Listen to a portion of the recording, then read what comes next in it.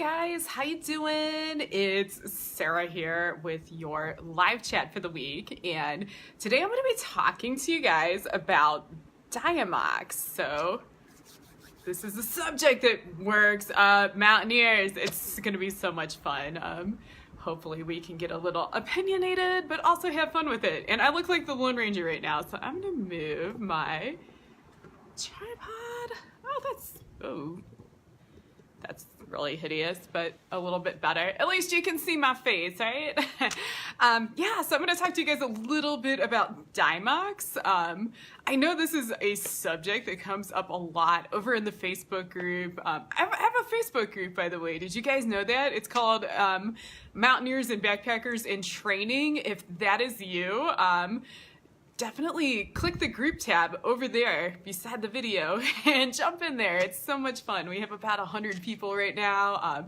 Some great conversations going on. You can learn not only from me, but from all the awesome athletes who are in there. So definitely check out the Facebook group. But Diamox, it's a subject that comes up a lot just on social media. It's probably not like one of the most common questions I get asked, but consistently people will ask, you know, do you use Diamox? Do you recommend it? How high should I be before I start thinking about Diamox? Should I use it to prevent altitude sickness? Should I just take a little bit along in case I do get altitude sickness? Like what do you do? So we'll talk about all those questions today, and I'll kind of tell you my experience with it. And then I actually had like a really wonderful talk with our guide when I was at Olympus. We had a really knowledgeable guide. He was amazing. We loved our guide. He was so awesome. But he also actually guides Mount Everest, so knows quite a bit about altitude and how to acclimate, how to prepare, and he had very strong opinions on Diamox, as most mountaineers do, and I'll share what he told us, which is also very similar to what our guide in South America told us. So definitely you trust but verify. This is from two high altitude guides. They probably know more than me, so I'll tell you what they said. But first of all, what is Diamox? So Diamox, it's actually a drug called I'm gonna butcher this, acetazolamide. Did I say that right? That just felt crazy in my mouth. Party in the mouth. Acetazolamide is, so it's basically a drug that changes the action of certain enzymes in your body, and what it does is it makes your blood more acidic, and that it convinces your body, even when you're sitting and resting, that you're working really hard, and so you start breathing harder, as if you were running, or, you know, maybe not running, but like exercising lightly. You're hyperventilating just a little bit, and that is actually bringing more oxygen into your body, even if you're up really, really high. Obviously, if you are pulling in more air, you have more chances to pull oxygen from the air in your lungs and into your bloodstream. So it kind of tricks your body just into breathing more, and then it oxygenates you. And then acute mountain sickness, which is what acetazolamide, a lot of mountaineers take acetazolamide or Diamox in order to try to prevent acute mountain sickness. It can actually, allegedly, you know, lessen some of the symptoms, delay some of the symptoms. We'll talk really about how well it works in just a moment. But yeah, so basically you are, you know, hopefully preventing or delaying your altitude sickness whenever you're taking it. And a lot of people will start taking it maybe a couple days, like maybe a day before their trip, before they go to altitude, and just continue taking it the whole time in order to try to prevent acute mountain sickness, which is altitude sickness. You can also use it for acute, to treat acute illness. Let's say that you have like really severe symptoms of acute mountain sickness. You're really miserable. You're crying. It does make you pretty miserable. You guys know that have actually had it. You can actually take a dosage of Diamox, and it's going to be different for every person, so it's good to ask your doctor before you go. You can actually take a dosage to treat acute mountain sickness as well. So yeah, so that's another use of it, and another reason some people carry it, even if they don't take it, like for prevention.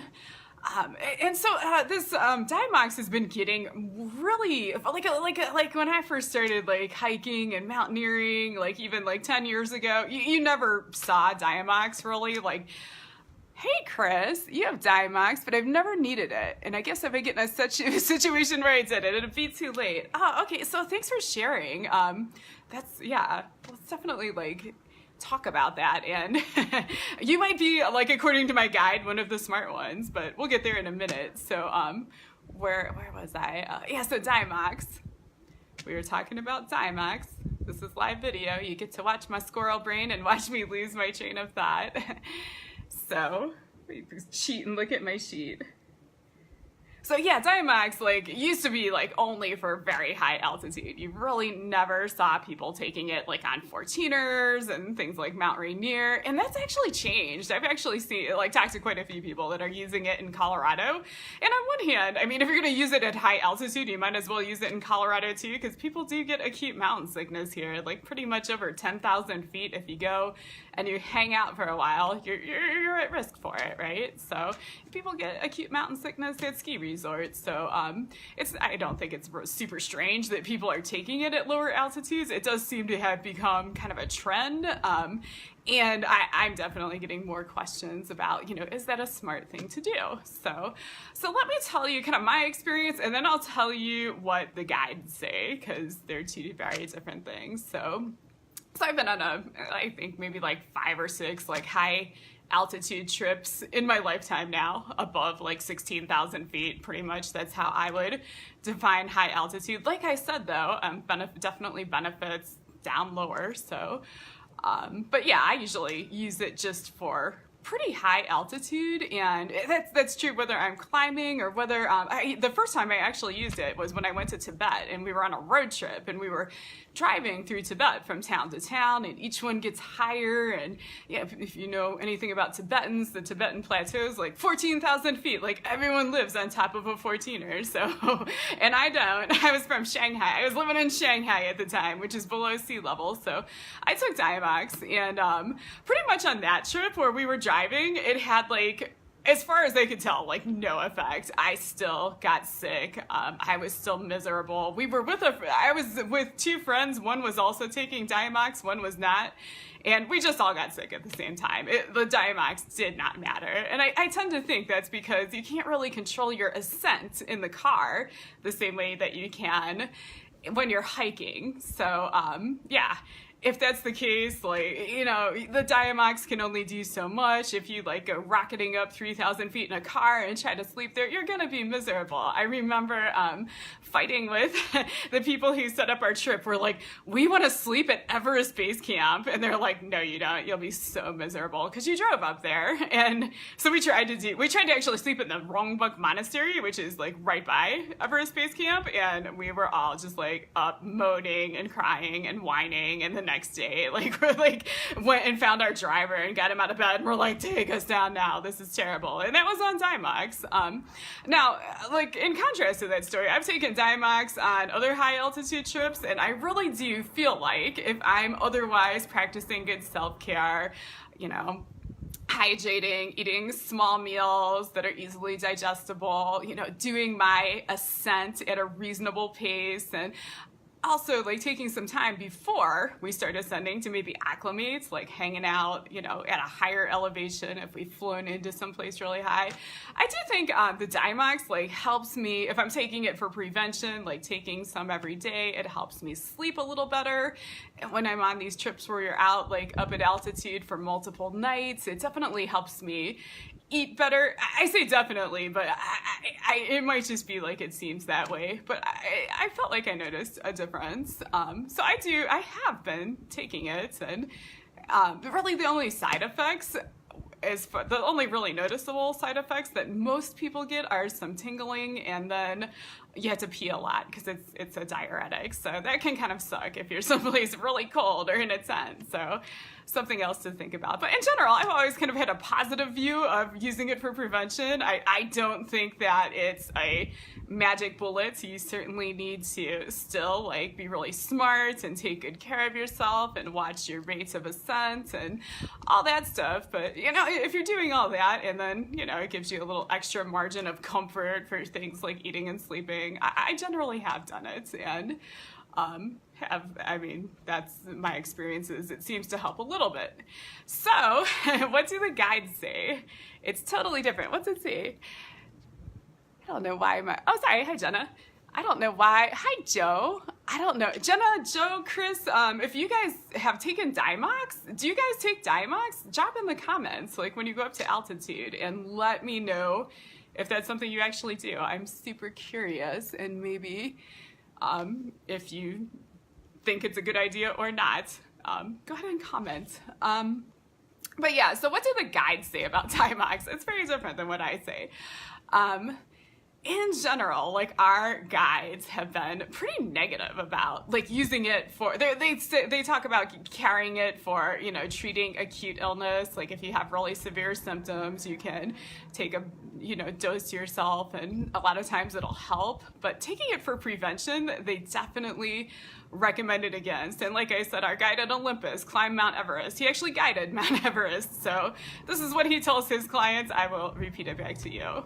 So the reason that Diamox might not be a great idea at really high altitude is there's a couple of reasons. And the first one is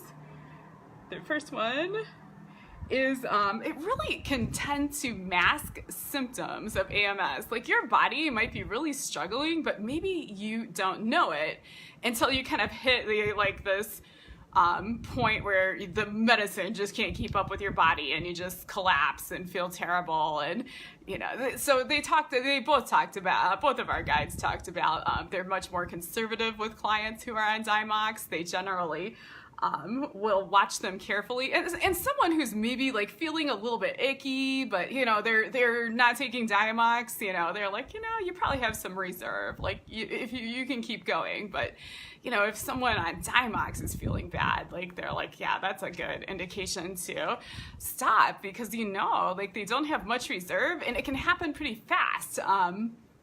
So in general, like not taking Diamox keeps you a lot more in tune with what's going on with your body, how you're adapting, how much reserves you have left while you're climbing. And those are all really useful things to know if you think about it. You're on these big, dangerous mountains, like pretty far from help. So, you know, you really need to know these things. Another thing that's bad about, another potential downside of taking it is it's not as effective. Say you're on Diamox and then you start having like terrible symptoms of AMS, like I described, that can definitely happen. And then, you know, you don't really have the you can try to take a bigger dose and treat it, but you know, it's probably not going to be as effective because you're already on the drug and you're already feeling bad. So you kind of lose that option to use it to treat like severe symptoms that might come up. So that's another good reason. That's another positive thing about not taking it. And then like the last thing they said is it really, you know, kind of encourages people sometimes to get a bit sloppy about their self-care and their planning, and you know, they just kind of don't follow best practices because they feel like this Diamox is this drug is this insurance policy, and they're like, oh, you know I'm not supposed to climb more than a certain number of feet per day, but I'm on Diamox, so I'm not gonna feel it, so I'm gonna push and push, and then they end up just wrecking themselves and getting sick anyway. Because as we talked about, you can definitely get very sick on it. And so our guide Sid, he's awesome. He really talked about some things that you can do instead of Diamox, and I think these are super smart. I would definitely recommend these, especially for people that are doing smaller stuff like 14ers and even bigger stuff.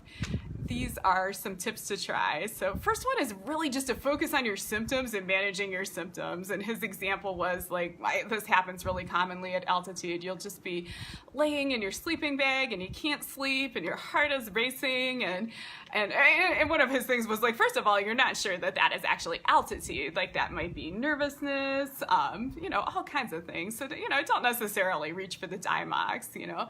Think about everything that's happening, try to, you know, not stress too much about not sleeping, just laying horizontal and resting your body, you know, let yourself be okay with that. That's fine. You know, a lot of people climb really big mountains without sleeping on them.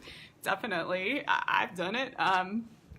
Yeah, it's really hard to sleep up there sometimes just with the stress of the trip and everything that's happening. And he said, you know, if you are like in the racing heart and it does feel like altitude, you know, take a minute. Like, what do I need? Do I need to hydrate? Do I need some nutrition? Do I need to, you know, what does my body need to really feel better right now? And then another thing you can do is the forced breathing, and you can do this while you're hiking. You can take a few breaths even when you're not hiking if you wake up in the middle of the night. And so basically just inhaling really hard, like inhaling and then exhale, like forcibly exhaling. I said that in so many words, it wasn't funny, but something like and what's that's doing is, it looks really silly, right? It looks like I'm giving birth or something, but what it's really doing is it's like forcing your alveoli in your lungs at altitude get a little bit saggy. So that's like actually forcing them to fill up. And it's stretching them out. It's making them, you know, able to transmit more oxygen, pulling up the surface area. So, you know, give it a try. And you can do, I literally, when I was running the Pikes Peak ascent a couple of years ago, like the person behind me, they were behind me for 5 hours going, so don't feel silly, like just do it. I think it really works. I feel really good just having done that just now. And then finally, there's all the environmental things you can do to plan for altitude that's gonna, you know, make you less dependent on things like Diamox. So things like flying in early if you possibly can, so you can hang out at altitude. I know when we went to Bolivia, we spent like 5 days at Lake Titicaca before we went up, and that's like 12,000 feet. And we're like, is this a bad idea? Like, we're not training, we're just like sitting on the beach, like maybe we're walking around town a little bit, but that really helped us. I mean, like a 17er felt like a 14er when we finally went up. It really, I think it was challenging in other ways, but the altitude wasn't one of them. And then controlling your ascent. When you're going up, you know, your body is working harder at altitude. So just accepting that, not trying to force yourself to work harder, ascending slowly, making sure you're at a conversational pace as much as you can be. You're able to like talk to the person next to you without gasping and choking. You can carry on a conversation pretty easy. And then not ascending more than, gosh, this is so embarrassing. I forget how many feet it is a day, but there's a certain number of feet a day that's recommended with altitude that you don't exceed. Or if you do go up that high, come back down to sleep. So Google that. Maybe I'll Google it and drop it in the comments down there. But these are all the things you can do instead of taking Diamox, and then you'll be more in touch with your body. You'll understand like what's really going on. And I think it kind of, when I think about it and kind of think of my overall experience, it really offsets the it really offsets, like being in touch with your body offsets these tiny benefits. Like maybe I can eat a little better, maybe I can sleep a little better, maybe not too, right? But anyway, so I hope that was interesting. I hope that was helpful. Do you guys have questions, experiences, suggestions? I think Chris is on like the right track here. He says, I take the Diamox, but I've never actually needed it, and maybe it would be too late, but maybe not. Definitely ask your doctor what's the therapeutic dose if you would actually get acute mountain sickness. They can tell you, you know, maybe how much to take, and maybe you'll feel better. It's worth a try. So, other questions? Do you guys like my, while you're typing in your questions, do you guys like my house? It's totally under construction over here. All my possessions have been in the corner over there for a month and a half, and I really can't wait for it to be done. We also don't have air conditioning, although I have a sweater on because it's pretty cool right now. For once, we're having a cool day in Denver. Kind of a big storm came through and cooled everything off. Yeah. Oh, thank you. Okay, guys. Well, if you do have questions or think of them later, feel free to drop them down there below the video in the comments. Definitely, I check these videos after, you know, like I'll check it tonight and tomorrow morning and answer any questions you have. And the people watching the replay can also benefit, so that's really great. And yeah, thanks so much for tuning in, and I will catch you on the interwebs, or maybe some of you in real life. So yeah, have a good one. Take care.